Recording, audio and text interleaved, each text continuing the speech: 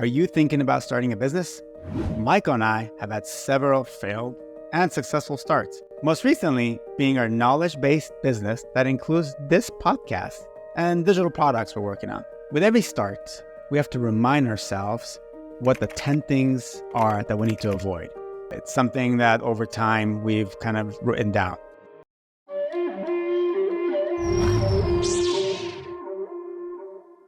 And in this episode, we thought, let's share those 10 things with you. Because if you're about to start something, you should probably avoid these 10 too. So in no particular order, Michael, where should we start? Perfection, the enemy of progress. I like it's too easy. Funny enough, we had come off recording an episode that we had on how we started our podcast in general. And like one of the things we highlight is how important it is to not worry about having everything right when you start. Yes, sure. In general, people shouldn't be diving into stuff before they actually understand if they have a customer. There's certain things you want to do to be able to validate it, but it's too easy for people to try to make everything perfect before they move forward. And if you do that, it's never going to be perfect. So you're never going to move forward. Especially in today's age where all the information is at the tip of your fingertips. It's very easy to get stuck in an analysis paralysis because you're doing research here, you're doing research here, thinking that the research is going to get you to be more perfect. But a lot of it is so subjective too. So it's pointless being perfect. You just got to start. Couldn't agree more. And actually, it's worth diving into one that really relates to this too, that we also have to keep in check, which is procrastination. Because ultimately, we come up with reasons and excuses why we shouldn't move forward. Perfectionism is one of those, trying to make sure you have everything figured out and all the answers before you start. But the term that really sticks with me is that a lot of people, they do what's a term called action faking, which is they do something that makes them feel like they're making progress, but really they're just stopping themselves from moving forward. So as an example, I'm just going to read, once I read these, 5 books, then I'll be able to move forward. But you're going to learn more when you actually move forward than you are through those books. And those books, ultimately, while you might learn some stuff from them, usually if you're not actually in implementation mode, you're only going to retain 5 or 10% of it anyway. So you're better off moving forward. Then you go back to the book that you need during that specific thing you're implementing, or the coach or the video or whatever you need. But stop coming up with reasons and pacifying yourself because you're action faking by believing you're making progress, but you're really just procrastinating. Yeah, I mean, it's books, it's seminars, it's workshops, it's online courses. All of those are in the same category where if you wait to do those and then you'll never get started. It's procrastination. And also what Michael said, when you're actually in the middle of doing it, when you take a course, it actually means more because you know specifically what problem now you're trying to solve for. While before you start, it's all hypothetical. You have no idea. So you just get started. And so I think related to both of these, but all these have slight subtle differences. The other one that we look at and try to avoid is that waiting for the right moment mentality. So this could be people looking for, I just need the right knowledge, hence what we were just saying on the books potentially, or whatever it might be that's saying, I'll do this. Like people collect courses sometimes because they do that because it gives them a sense of progress instead, but you don't forget waiting for the right moment. Yes, there might be knowledge that you need. Maybe it would be nice if you had money, or maybe you want certain people in your corner. But the idea is if you wait for those to come to you, it's never going to happen. So you need to seize the moment and not wait for the right moment. The other one is doing it for the wrong reason. So Michael and I definitely check each other and, keep each other honest about, are we doing this for the right reason? And it could be several reasons. I mean, sometimes maybe doing it for money is the right reason. So we're not saying that money is the wrong reason to do something, but make sure that you know what the right reason is. For this podcast, money was not the reason for us doing this. For us, there was different reasons. It was, we want to build a personal brand. We want to establish some kind of authority in the space. We want to network and meet new people that we would never have the opportunity to meet. So there's other reasons we did the podcast. As part of the knowledge-based business that includes coaching and other digital product, money is an outcome, but why we did it was we truly want to help people. Both Michael and I, back at Disney and then Michael at Netflix, something that we really got a kick out of was growing teams and growing leaders and helping others advance in their life. It's just, we just get a real joy out of that. So this is just an extension of that, and it allows us to go broader. And that was our reason. So we got to make sure we're doing it for the right reason, and you got to make sure you're doing it for the right reason. And I think the other power with that, in see this a lot of time with people, be it their career or whatever they're trying to do, is if they could connect it to a deeper reason for them, their why, if you will, or their purpose or what they want to do, well, it's going to help them through the times when they have less motivation. Because let's face it, it's not easy to start a business. It's easier to stop, and that's why a lot of people end up stopping, even if out of the gate they might be excited about what they're going to do. Things may go wrong, and they may say, "Oh, why am I bothering with this?" Hence, my son right now trying with his fish breeding business, and so far the fish he's bought from Petco, not super surprisingly, have died. So he's ready to give up, and now he wants to go move on to guinea pigs.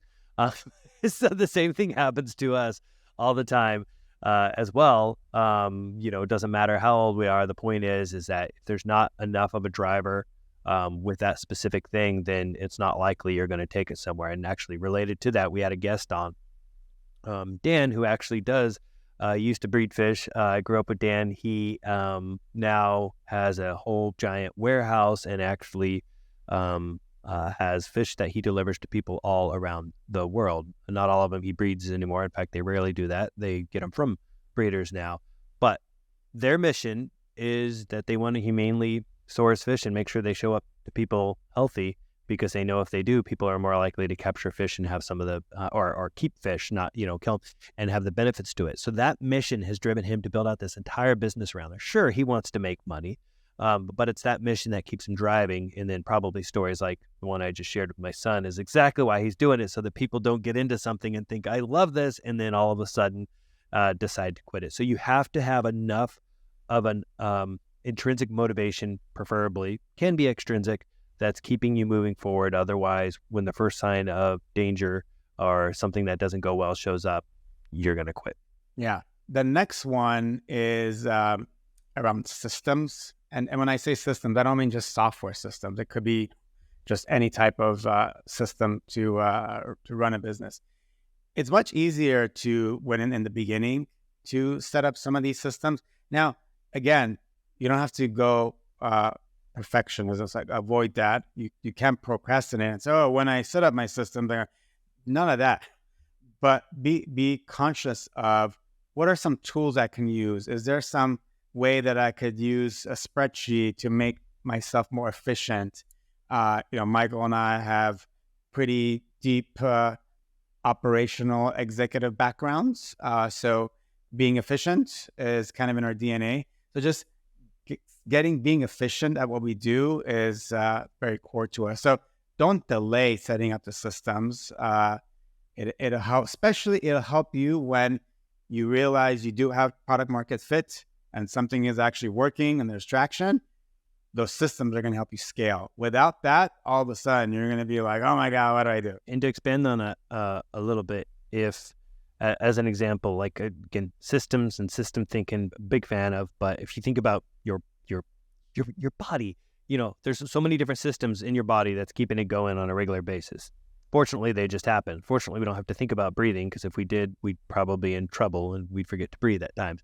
You want to put as many things as possible on autopilot as you can. And even some of the systems that we're talking about here, that could literally just come down to the time that you set aside each day for you to be able to focus on this endeavor that you're building out. Like putting that under your calendar, sticking to it, deciding that if you are tempted not to do it, well, how? Is the answer a partner for you that then helps to keep you accountable? Do you do something like, I was just talking to my nephew yesterday, he has his own business, and I'm like, dude, maybe you need to consider a an anti-goal where you put some money aside. If you don't do something, that money that you set aside goes towards something that you don't support. So, easy to sometimes look at this in politics. If you're in today's age, if you're Trump's, if you hate Trump, then you might just say my money will then go towards to support Trump's reelection. Or if it's Biden, same thing, there. So the idea is you got to think about how you get control over yourself in those situations and build the systems that are going to help you. People who are consistent with the gym is the easiest one to go to.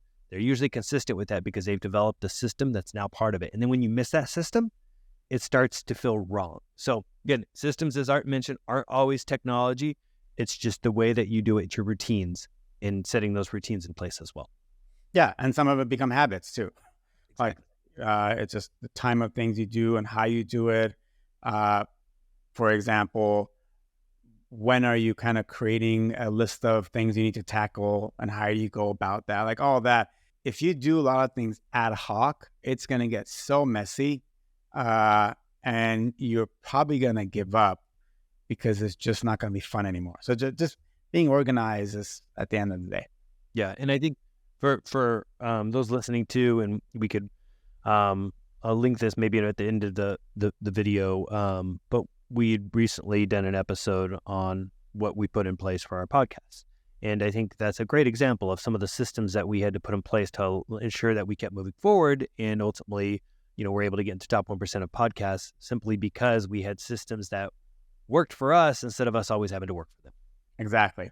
The next one that Michael and I remind ourselves is when we're starting something is don't be cheap. Because if you're not willing to spend some money to get going, it's going to be tough. And when I say tough, I don't mean tough from the sense of time, but it's going to be tough because you're going to have competition. Even if you don't know who the competition is, they're spending money. And that money is catapulting them to move faster. So you got to spend money to set up some of these systems, to meet the experts, to learn and figure things out. And sometimes you need the money to maybe hire a freelancer, hire a virtual, that money actually is going to help you progress faster. So don't be cheap. And if you can't spend money on starting a business, it might not be the right time for you to start a business. You should go back and figure out, how do I get my finances in place first before I start a business? And I think a lot of this comes back to, the whole balance of time and money. For some people, it might be like, well, I could do this piece on my own now, and I'm okay doing that. If that's the most important thing for you to focus on, then so be it. But one thing that Art and I have found out, and I admit I still struggle with this one at times too, because it's like you are looking at how you stretch those dollars further. But sometimes to stretch those dollars, you might actually be stretching the ability for your business to get off the ground sooner. I know that if I could go back in time and tell myself some of the things I'd been working on developing, instead of doing it all myself, it would have been, hire somebody around this particular skill set, have them help you, because not doing so often means you don't ever do anything, sadly, because you're once more waiting for the perfect time and you're procrastinating to get there because you see money as what you need. And actually, another example of somebody I met a while back who actually saw money instead. Now, this is, I guess, slightly different, but I still think worth picking out. They were seeing this. This goes back to one of the earlier ones we talked about, of making sure that, they're waiting for that right thing. In this case, they told me they've got all the investors to set up this basically coffee stand they wanted to do. They got people who are interested. They have, they feel they had some of the knowledge, but ultimately it was money that they didn't have. But I'm like, you have investors. You don't need money. There are ways to be able to do and solve those problems. So it's important that people aren't highlighting something as a problem that's not really a problem. But taking it back to this particular one, it is also really important that you just know and ask yourself to say, okay, if I invested this money today, is it going to get me to my goal faster? If the answer is yes, and you can do it, then you should do it. If the answer is, well, I'm afraid to do it, then you have to go back to, I think, probably that other core question that we had around this, which is, why are you doing this? And do you have enough of a driver that's having you move towards this thing that says, I'm going to make this a success? I don't want to say no matter what, but in essence, no matter what comes and stands in your way. If so, you should probably consider that investment sooner versus later because it's going to grow for you over time. Next one, going hard for months. I know I've been guilty of it in the past and maybe even now, but you sometimes go so hard for many months that you just burn out, and then you start kind of going through semi midlife crisis. Like, what is this all about? For what am I doing? So make sure that you are treating yourself in between with things that break up that very consistent focus and long hours, because that you need that recharge to help you keep going. Now, when you are working, if you're doing this as a solo, you definitely need to take some breaks. But when Michael and I as partners in this venture, it makes it easier because sometimes Michael can go off on a road trip and I can still keep things going, or vice versa. In April, we did a European trip, and things kept going because Michael picked up the slack. So it helps with a partner, but just those breaks help energize you. And again, that could look different for everybody. For some people, that could just be the difference about making sure you have you still got your Netflix time, a couple days a week, whatever you do. I mean, Art and I, we might be a worse example of this in some cases, but that's where, again, going back to that driver of the why you're doing it. If that's strong enough, then sometimes you get more actually joy out of these sort of things. But it's still important that you give yourself that opportunity, or for that matter, give your family that opportunity, because you may be so busy and you might be enjoying all that. But, if you have family and others, that you got to still make sure that you're focusing that time on. So just make sure there is a time to decompress so that you could come back at it actually even harder. Because then, let's say you were operating, with all your excitement, 120%, capability. Well, if you get that rest and relaxation, you'll probably still think about it a little bit. That's okay. Sometimes that's good for the ideas, but then you could come back and you give the 150% because you're better rested. So it is important to not hit a point where you then otherwise give up on something because you burned yourself out. Next one is not willing to seek out help and experts. You think you're a know-it-all and can figure it all out, and you might be able to figure it all out, but it definitely speeds up your progress. Now, kind of ties back to the not spending money, but not all help and expertise requires money. It's very easy to find experts out there, especially using LinkedIn, and ask them for 15, 20 minutes at a time, for a coffee or something, and ask them specific advice that you can get immediate answers and next steps for, instead of spending hours online researching and watching YouTube videos or whatever you're doing. So seek out help. Michael has definitely done that. I definitely do it. We've paid for it. We've seeked out free help and advice. So we're a fan of that, because we know the value that others that in that specific area are ahead of the journey that where we are at. So it's like, why not just tell them, let them tell us, why should we spend 5 months figuring it out? And there's a great book on this topic that's got the best title out there. It basically gives it all away for you, which is Who, Not How. The idea is find your who, learn from them. You can accelerate it, and you shouldn't be afraid to. Sometimes people are like, well, they're busy, or they don't have this, or they might charge me. Well, going back to the other one about spending, this is where it might make sense to spend. In fact, again, two examples that come to mind for me. Over a year ago, it might even be longer than that at this point. There's this individual who they were trying to grow out their business, and it's like I could see exactly what is it they were struggling with, and to this day they are still more or less struggling with that same thing, because they haven't wanted to, two things: they haven't taken the steps, because, but also they don't want to have to pay to move forward. They want to continue to do it on their own, and sometimes you do need to invest to get access to people, and sometimes you don't. Sometimes you can, but then you need to make sure there's a value trade there to be able to make sure that they're willing to put in their time in exchange for what you're giving them in return. So definitely a important one for people to remember, because this is a huge accelerator. And I think related to this too would be people, not ultimately doing their homework, meaning that while it's true, we did say, people are be like, how dare you? You said that we should just start and not overthink it. It is true. But while you do so, you need to still make sure that you're doing your homework, because ultimately that's going to be what helps you make sure that you are developing the best approach to achieve what it is you want to achieve. Action is still better than sitting still if you're going to sit still forever and think through that, but you need to make sure you do your homework.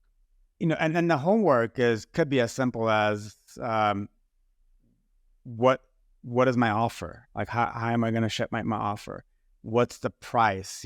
If I'm buying a brick and mortar business, like there's some research on it. Those are all homework stuff that needs to happen. So it's not that don't do those type of research. It's that you got to do them at the right moment, because you're going to solve a problem or get information that you need. And it goes hand in hand with the next one too, is not having a plan. Like if you just wake up one day and you're like, I'm starting a business, go. Well, I don't think you'll get far. So you do part of your homework is, let's have a plan in place. Who am I trying to sell to? What is the business for? What are some dates that I want to hit as far as, milestones go? Like just having some plan to guide you. It's kind of like saying, well, I'm going to go on vacation, but I don't know where. Well, you're never going to get there. Your vacation actually has a plan. When you're traveling, what airline you're taking, what hotel you're going to stay at, all that's the plan. So that's a parallel of, you should have some plan when you're trying to start a business. While it is important, I think there's a yin to this yang. People then have to be willing to deviate from the plan. And sometimes some people become so locked on the plan that that's all they see. And flexibility is so critical, because you're going to get feedback along the way from your customers. You at least should, because there's got to be a customer involved somewhere at the end of this. If not, there's probably running into one of the other earlier challenges. But ultimately, you need to have a level of flexibility. If you realize that customers are actually using something differently, I mean, Instagram comes to mind for one of those. It used to be another app altogether. And then they realized how customers were using it a lot when it came to sharing pictures and other things, and they made a pivot. And that happens all the time in businesses, for businesses that are successful. The balance is, you need to make sure that you're, still sticking enough with your plan to test things, and that you're just not with every moment deciding, oh no, this isn't working. Like, you got to give it enough time to work. But I do think it's really important to have a plan, but be willing to deviate from that plan if it's the right thing for your business. So those are the 10 things we keep in mind. Are there any bonus pointers, Mike, you want to add? There's actually two that come to my mind. One of those is that so often people know what they should be doing, but they just don't do it. And it kind of reminds me and goes back to being in good shape. People know, generally speaking, it's like calories in, calories out. At its core, it's like there's some simplicity there, and there's some real straightforward things people could do to be like, okay, well, here's how I'm going to monitor that by creating or manage that by creating, these simple rules that I approach and live by. But we don't.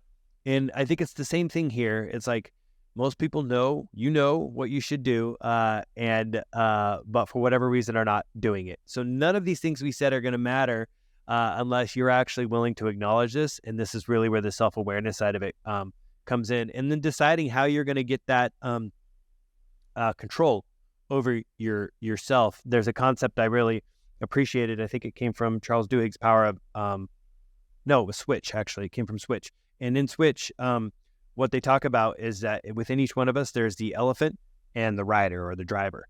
And the elephant's the emotional part of us, whereas the rider is on the elephant trying to control it where it needs to go. The problem is that the elephant's a lot bigger. That's our emotional side. And that's the side that's always going to think it knows better. So the rider has to trick that elephant to do the things that ultimately the rider would like to do when the elephant otherwise is like, no, I'm going to just go do this, or I don't want to do that. So this is where, again, I like to take it back to gym stuff still, having that workout buddy that you're not going to let down, or getting your clothes and setting them at the end of the bed each day so that when you wake up, they're there and you're excited about that, or buying the freaking alarm clock that rolls off of your nightstand so you have to chase it and it forces you to wake up like in the morning. Maybe you could even do a bed that shoots you out of it. But no, whatever those things are, so that you can overcome all the things that the elephant is going to put in a way, which relate to everything pretty much we've just said now, because the elephant is winning if the rider ultimately doesn't have the right mechanisms in place to avoid the elephant's strength. And then the one other thing I want to say is, too often people also focus on lagging instead of leading indicators. And again, easy to just say gym because it's universal. People who say, I want to lose 10 pounds. And then, they're stepping on the scale daily and they don't feel like they're making that progress because they're not at 10 pounds yet. Well, what you instead got to focus on is, again, the leading indicators. What are these things that you're going to do that by doing those are going to get you eventually to that end goal? Even if the end goal takes you longer than the amount of time that you had on it, you could at least measure the leading indicators and say, I'm moving towards it. So, for example, for something like weight loss, it could be, all right, am I only eating, am I avoiding sugar, or at least other than Saturday, whatever it is? Am I mainly eating, higher protein or fruits and veggies, like whatever it is? There's so many different diets out there people could use, but it's like you look at those things and you determine, did I make it to the gym or did I run 5 days this week? You want to focus on the leading indicators and not the lagging indicators, because otherwise lagging, it's sometimes you may not make the progress towards them, but the leading, you can see that as long as I'm doing these, I have a greater chance of hitting the lagging indicators. So those were the other two I'd share. I don't know if there's anything else you add to it. No, I think those are good. If there's anything you guys want to add, drop them in the comments. We're curious to hear what things you guys try to avoid. And if there's any of these you want to dive deeper into, ping us. We will definitely love to hear from you guys and see which one we could dive into. Otherwise, I think that if people want to check out an episode that shows a lot of this in practice is, the episode we did on how to start a podcast, because we literally go into how we had to overcome so many of these different things in order for us to reach, the 52 episode mark, or 1 year into this. And by the time this release, will be much further along our way. But the bottom line is less than 1% of people make it past 21 episodes. And honestly, most don't even make it past 3 episodes. And it's because of all these things we said here. Even though that's a podcast, it still is a business, if you will, for us. So I think if they want to see it in practice, that's a great episode for people to check out. Until next time. Farewell.